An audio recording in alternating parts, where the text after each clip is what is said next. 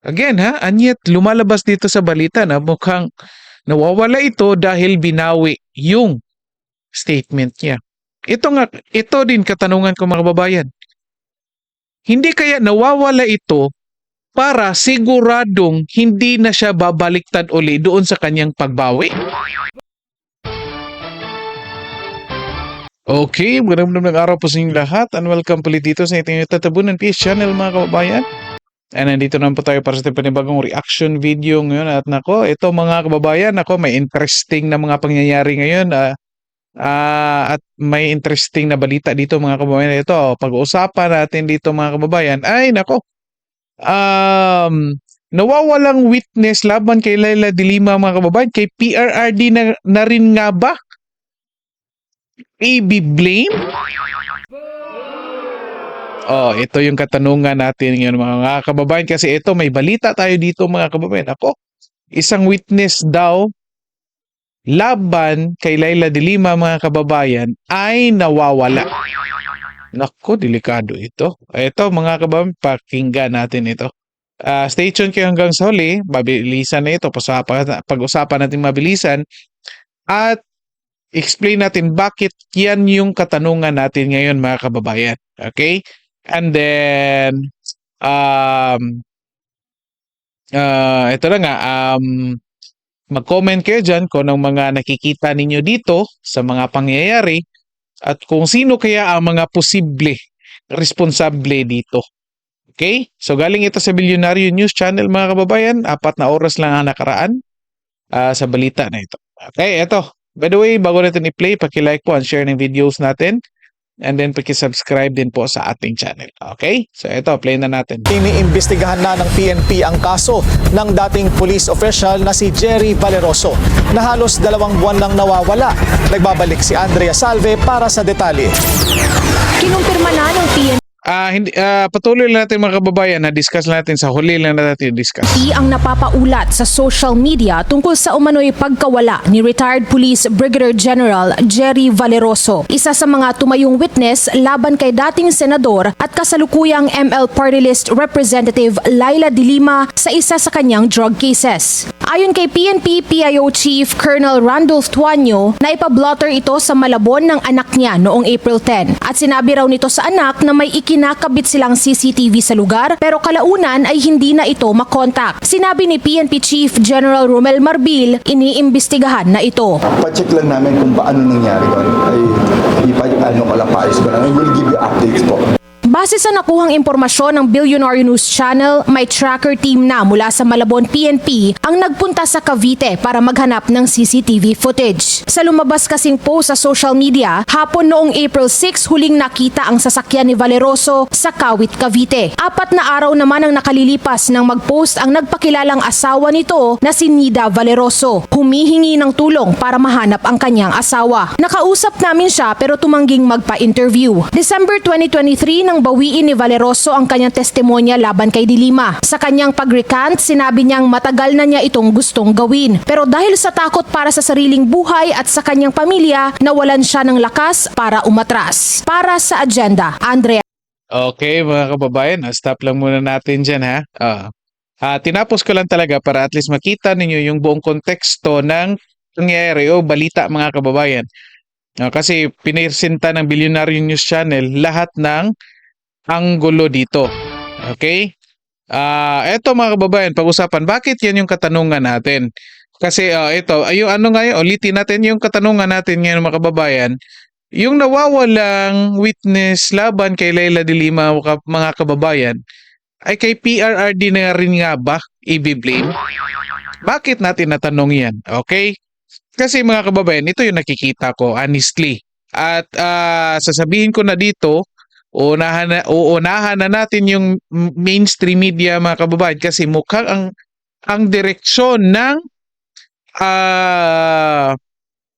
reports nila ay papunta doon kay PRRD or kasamahan or ng kampo ni PRRD mga kababayan. Bakit? Ito, lumalabas dito, pinapalabas nila ngayon na based lang sa balita dito mga kababayan ha, naintindihan natin dito na pinalabas na umatras itong witness na ito, 2023, and then, ngayon, nawawala. Di ba? So, mukhang iisipin ng mga tao, nako, nawawala ito dahil inatras yung kanyang statement. At ito pa, tingnan nyo, naglabas pa ng statement na kung saan matagal na daw ipinag-iisipan na umatras pero hindi lang nagawa dahil daw natatakot sa kanyang buhay at sa kanyang pamilya. Okay? So, hindi klaro kung kanino siya natatakot, pero based sa balita mga kababayan, mukhang natatakot siya doon sa mga nagsampa ng kaso laban kay Leila de Lima. At of course, alam naman natin sino yun. Of course, kampo ni PRRD. O, di ba? Sila rin yung nagsampa. So mukhang natatakot siya, baka daw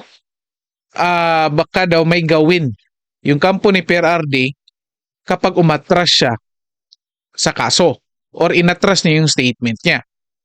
O, di ba? So parang ganyan yung lumalabas ngayon sa mainstream media or dito sa balita. Kaya uunahan na natin mga kababayan. Ito ang nakikita natin dito. Okay? Ako honestly, iba yung nakikita ko mga kababayan. Okay, balikan natin yung mga pangyayari.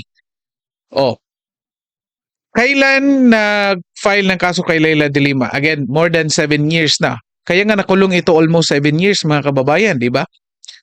And then sabihin natin, basta within sa time ni PRRD, naging witness yung si General Valeroso. Okay. Ayan.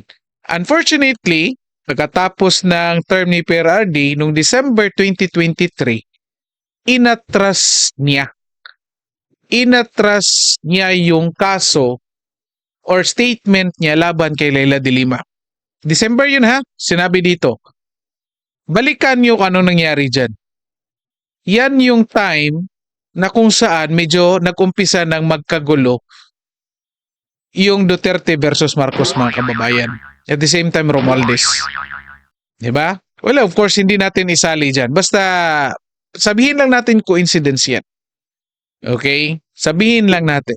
Pero ito, inatras yung statement niya, 2023. 2024, acquitted si Leila de Lima, mga kababayan. At ngayon, itong witness na ito nawawala. Ako pinagdasal ko lang na kung sana lang naman nasa maayos na kalagayan itong si General Valeroso mga kababayan para sa kanyang pamilya. Yan ang pinagdadasal ko. Sana naman. Okay? Pero ito, mga kababayan, ilagay natin yung sarili natin kay PRRD at sa kanyang mga kasamahan. Ilagay natin. Isipin yung sarili nyo, kayo si PRRD. Isipin ko ako si PRRD. Nung time na nag-witness ito, naglabas ito ng statement si General Valeroso laban kay Leila de Lima. At kung gusto kong hindi na ito babaliktad at para wala ng chance na babaliktad ito pagkatapos ng term ko bilang presidente, the most likely matagal na itong nawawala. Or may matagal na may inutusan akong para mawala itong tao na ito, para mawala ng chance niya na bumaliktad sa kasong ito. Di ba? Again, ganyan. Again, kung kayo si PRRD again, kung ako si PRRD, ganyan yung gagawin ko. Kung talagang inutusan ko ito na magsinungaling para madiin si Leila de Lima mga kababayan, edi sana pagkatapos mag-release niya ng statement, edi sana nawala na ito. May ginawa na ako para mawala na ito. Either sa kanya o sa kanyang pamilya. Di ba? Bakit ngayon binigyan pa siya ng chance na umatras sa kanyang statement? Again, kasi inunahan na natin yung mga media mga kababayan kasi mukhang doon yan papunta sa pag-blame sa kampo ni PRRD. Mukhang nakikita na natin ang direksyon dito kaya inunahan na natin. Okay? At ngayon, Noong 2023, nalaman kong umatras ito sa kanyang statement. At ako si PRRD. Sa tingin nyo may gagawin ako dito? Na kung saan walang ibang i-blame kundi ako or yung kasamahan ko. Di ba? Kasi ipalalabas nila na nagalit ako dito sa tao nito or kay General Valeroso dahil inatras niya yung statement niya na at nagresulta ito ng pagka-acquit kay Leila de Lima. Di ba? Sa tingin niyo may gagawin ako dyan? Na alam ko lahat ng tao ako ang i-blame? Of course, hindi ko yan gagawin. No, kung ako sa PRD, sasabihin ko, ano ako, bobo? Hindi ako nag-iisip. Alam kong ako ay i-blame, tapos may gagawin ako dyan. Mag-comment kayo dyan mga kababayan kung ano masasabi nyo dito. Ito, nakikita ko mga kababayan. Again, balikan natin. 2023, inatras niya. 2024, acquitted si Leila de Lima. At may issue yan ha? O may issue yan ngayon sa RTC. Bakit? Yung judge ay estudyante, allegedly, estudyante ni Leila de Lima.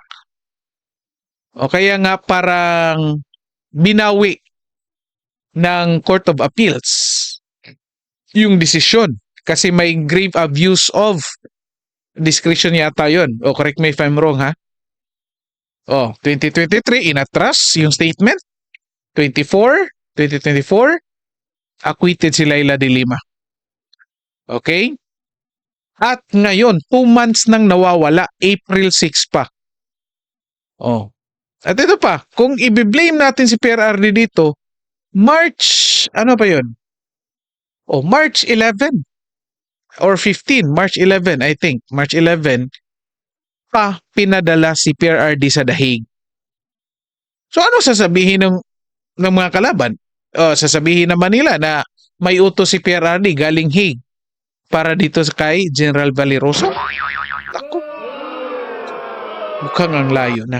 Again, inunahan lang natin dito mga kababayan. Ito yung isa pang kontrobersyal dito mga kababayan. Ito, si General Valeroso, police ito. Kasamahan ito ng mga kapulisan natin ngayon ng under ng administrasyon. Imagine niyo 2 months nang nawawala. Yung mga kapulisan until now wala pang update. Kung ako pulis, alam ko may nawawala na dati kong kasamahan or kasamahan ko, kaibigan ko, kasama ko sa katrabaho ko dati. Sa tingin nyo ba hindi ko i-prioritize yan? Kasama ko yan dati. Kilala ko yan. General yan. O, di ba? Kasi kung ako, ewan ko lang dito kay Marbil, mga kababayan, ha? O, baka hindi ganito mag-isip si Marbil. Or baka, naku, kayo na magdugtong mga kababayan. Kasi, kung ako si Marbil, kilala ko ito, general ito, kasamahan namin to, pulis ito, ipa-prioritize ko ito kasi ayaw kong mangyari ulit yan sa iba pa naming kapulisan. And yet, ano ngayon? Ano nangyari ngayon? Wala pang update. 2 months na. Oh. Again ha, and yet lumalabas dito sa balita na mukhang nawawala ito dahil binawi yung statement niya. Ito din katanungan ko mga kababayan. Hindi kaya nawawala ito para siguradong hindi na siya babaliktad uli doon sa kanyang pagbawi? Yan lang po ay katanungan lang natin ha mga kababayan. Oh, kayo, mag-comment kayo dyan kung anong naisip nyo. Kung, I don't know, kung may parehos tayong katanungan or magkaiba din. Okay? Kasi again, klaruhin lang natin. Kasi kung sasabihin ng iba na kampo ni PRRD, ang may gawa niyan kasi nagalit, kasi bumaliktad. Di sana matagal nang ginawa yan para mawala ng chance na bumaliktad. 'Di ba? At ngayon na bumaliktad na, most likely, kung ako si PRRD, of course, wala akong gagawin dyan kasi alam ko sa akin pupunta yung blame kasi nga, posibleng iisipin ng mga tao na nagagalit ako dyan kasi umatras. Okay? Pero ito din. Ano kayang posibleng nangyari or ito, hindi ba kaya nawawala ito kasi para sigurado silang hindi na ulit babaliktad yung statement niya? Yan lang po ay katanungan natin. Ha?